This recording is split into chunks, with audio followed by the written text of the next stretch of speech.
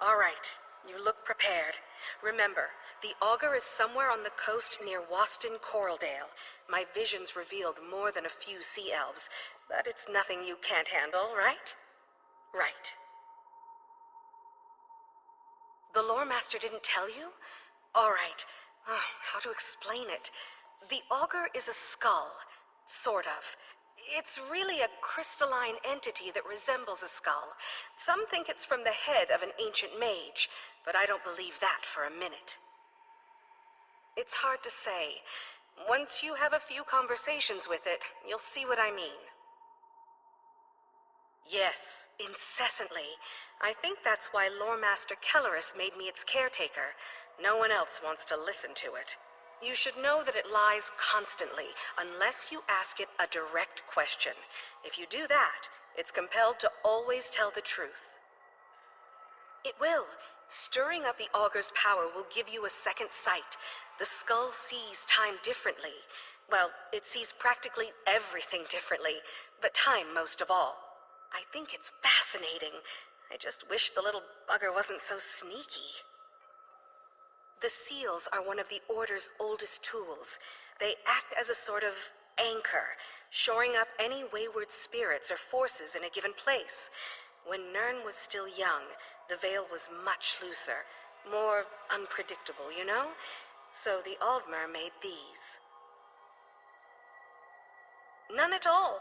We've been refining them for thousands of years, remember? Just take one in your hand when you reach a tear, and the seal will do the rest. I am. You look surprised.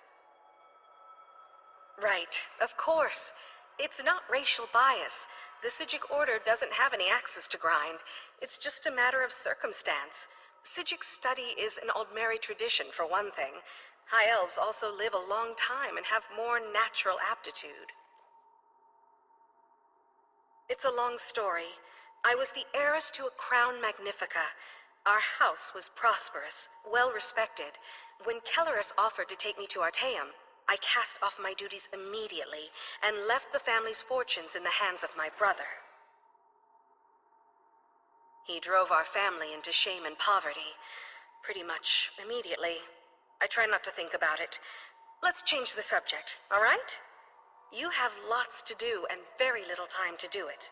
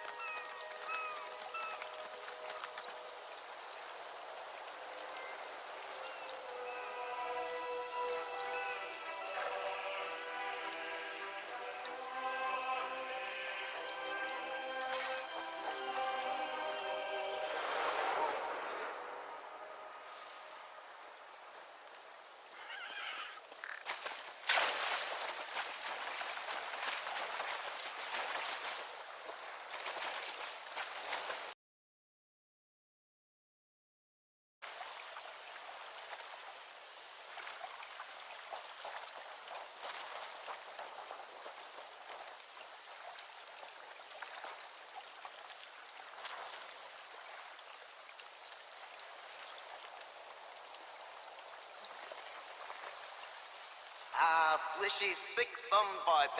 Hello. You're an elf, right? Or is it a man? I'm sorry. I have some difficulty telling you people apart. You're much less blue than the others. In color, I mean, not disposition. Anyway, what can I do for you? Josiah. Wait, you're talking about that jittery mage I tricked into freeing me, right? Oh, she's a delight. I had hoped for a longer holiday. Can only manage a leap like this once a century, after all. Ah, well. I'm actually quite comfortable here, mate. Cozy accommodations, the transliminal tones of the ocean waves, gangly meat brains to mock. But I guess I should be going. These elves plan to sell me. Can you imagine? I'll help you. On one condition. When we're done sewing up these chronosymphonic when we're done sewing up these time breaches, you'll let me wander the Mundus in peace. No more dim-witted Psijics peppering me with questions. No more dusty shelves. We have a deal? Right. So, should we get going, or...? Of course you do. Everyone asks questions, and I have all the answers. Fair warning, be specific. I'm bound to tell the truth, but the truth can be a little slippery. You know what I'm a traveler like you. Except, well, nothing like you, to be honest. No offense. I'm what you might call an aspect, eh? Like an idea's shadow. Don't make a face, I'm telling you the truth.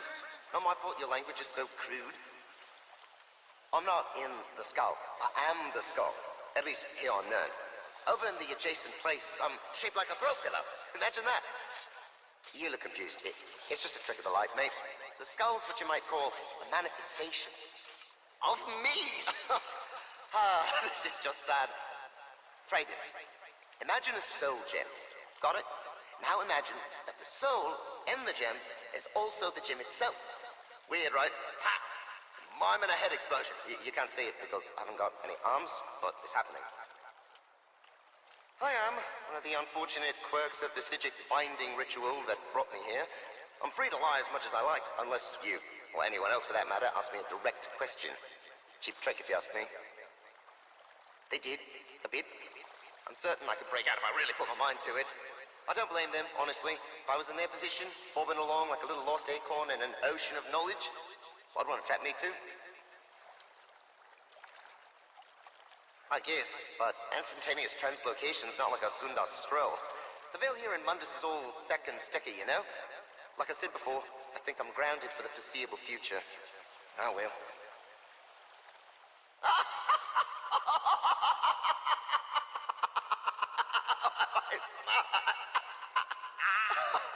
I am. I had no idea you were so funny. We're gonna have a really good time, you and I. Yes, in answer to your direct question, I do know a lot, and by a lot, I mean basically everything. Well, an augur of the obvious wouldn't be very useful, would it? For what it's worth, I lobbied for something way more impressive. The resplendent skull of hexagonal wonders! It was forcefully vetoed. No canning for taste, I guess. Of course I do. Everything has a name. Names give a thing its shape. Birds, snowflakes, tea kettles, you get the idea. I tell you mine, but you'd need about 6 more tongues and a pair of symbols to pronounce it correctly, so let's not bother. Fair enough. So, where to? I assume you've got a map or something?